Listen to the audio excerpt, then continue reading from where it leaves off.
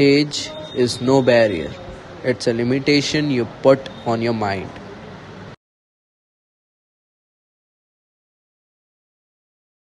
अच्छा, तो बताइए आपने ये एक्सपेरिमेंट क्यों किया? इसको करने का पर्पस क्या था?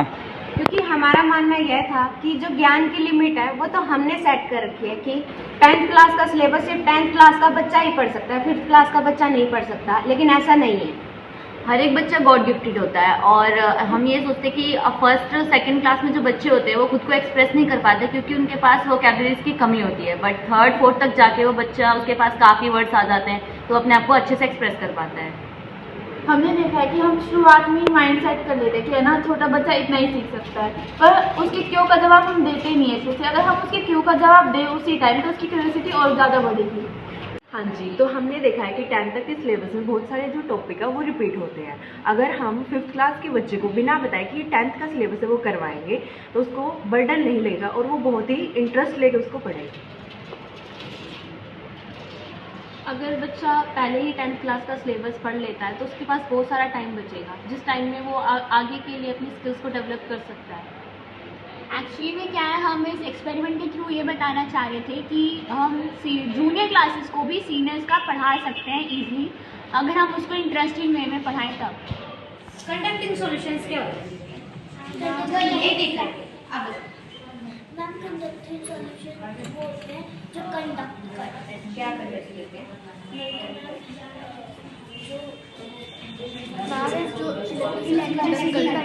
जो इलेक्ट्रिसिटी कंडक्ट करते हैं। और जो इलेक्ट्रिसिटी कंडक्ट नहीं करते उसको क्या बोलते हैं? Non conducting solution. हाँ, वही जी। ये बताइए पानी इलेक्ट्रिसिटी कंडक्ट करता है या नहीं? हाँ जी, नहीं करता। हाँ जी। प्योर वाटर पानी नहीं कंडक्ट करता, जो नमकीन या फिर जो नींबू वाले पानी होते हैं वो कंडक्ट करते हैं। मतलब इम्प्योर वाटर नहीं करते हैं। इम्प्योर वाटर कंडक्ट क्यों नहीं करते? इलेक्ट्रिसिटी कंडक्ट करते हैं। Which is the oldest artificial sea port in India? अगर आपको नहीं पता तो आप क्वेश्चन नंबर 1 डाल के उसको ब्लैंक छोड़ दो। Which is the deepest landlocked, well-protected seaport in India?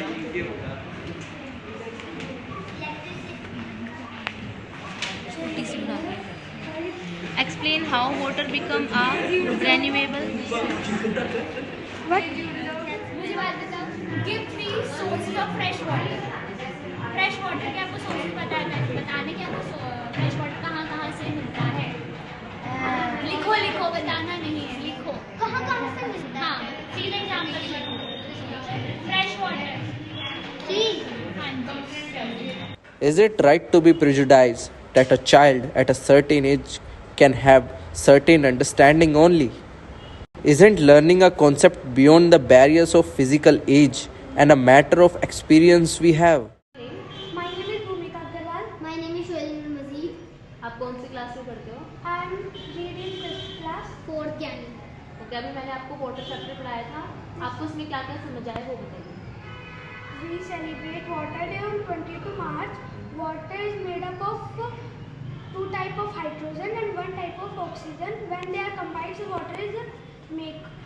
This is cause we say water H2O. Also, water has 3 forms: solid, liquid, and gas. आप वाटर साइकिल एक्सप्लेन कर सकते हैं? Solid, liquid, and gas. This first liquid.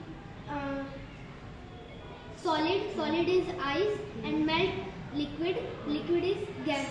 Okay, water scarcity क्या होता है? Water scarcity, when there is shortage of fresh water, is called water scarcity. Okay, इसकी क्या causes है वाटर स्कार्सिटी के? Polluted water and wastage of the water. ठीक है। Fresh water की क्या सोर्सेज होंगे आपको पता है? River and sea, ocean. ठीक है, ओके। अच्छा बेटा, अपना नाम बताओ। अब दोनों किस क्लास से हो? अच्छा, आपको याद है मैंने आपकी क्लासेस ली थी 10th क्लास की, है ना? आपको समझ आया था आप मेरे को एक्सप्लेन कर सकते हो? एक बार करो, पहले आप करो।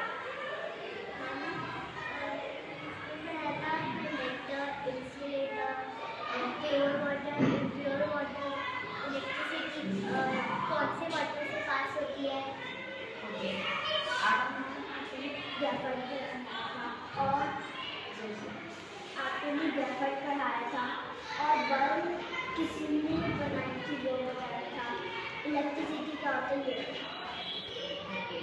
अच्छा, आप मेरे को ये बता सकते हैं बल्ब ग्लो कैसे करते हैं? हाँ बताओ।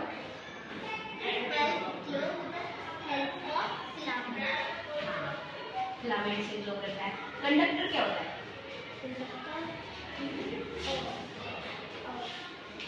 Some objects pass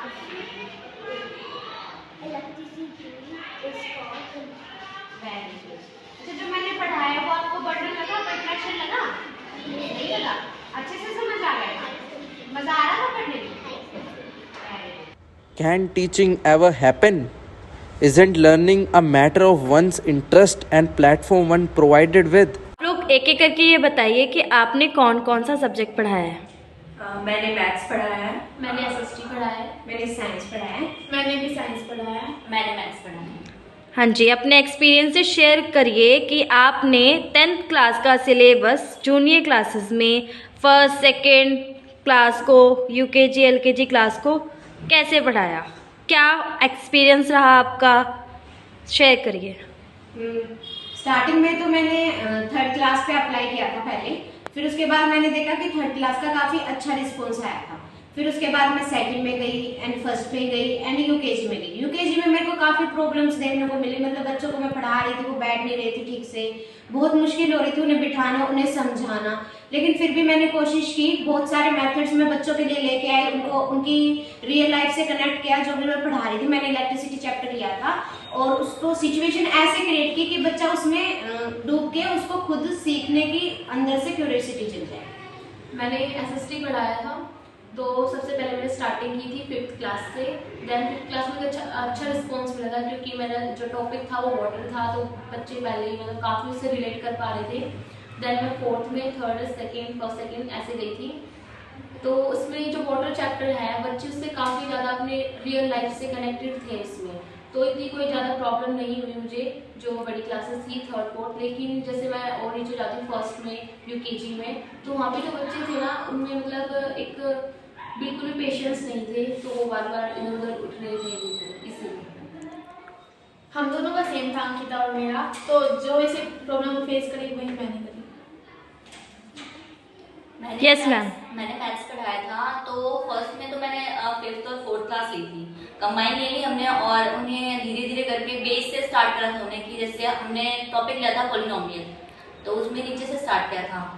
लाइक पहले इक्वेशन बताई, फिर और चीज़ें, मतलब आगे ऊपर नीचे से स्टार्ट करते हुए ऊपर तक ले गए थे। हाँ, तो लेकिन हाँ, प्रॉब्लम्स बहुत सारी हुई कि हाँ, छोटे बच्चे हैं वो थोड़ा धीरे धीरे कैच करते हैं एक एक चीज़ को, तो टाइम ज़्यादा लगता है उसमें। सो बस यही था कि अच्छा था फिर एक्सपीरियंस। हाँ जी, तो मैंने और मैम ने सेम मैथ्स पढ़ाया था, तो सेम प्रॉब्लम फेस हुई थी, और हमने बस ये किया था कि बड़े टॉपिक में छोटे छोटे रूट टॉपिक है, उनके रूट्स जो है पहले उनको कराया बच्चों को। Thank you. क्या आप लोगों को लगता है ये जो आपका एक्सपेरिमेंट था उसका आउटकम पॉजिटिव होगा? क्या जो सीनियर क्लास का सिलेबस है, जो उनका लेवल है, वो जूनियर क्लासेस अटेंड कर पाएंगे?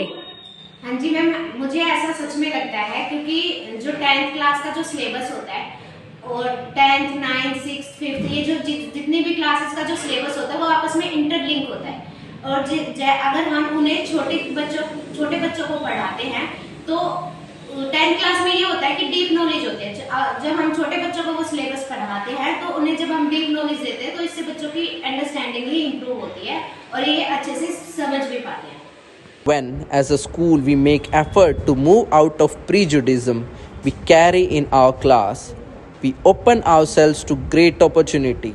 And when, as a school, we are open to opportunities, we get our children too open to it. And that is when change begins, irrespective of limitation of age, understanding that age is not a barrier to learning.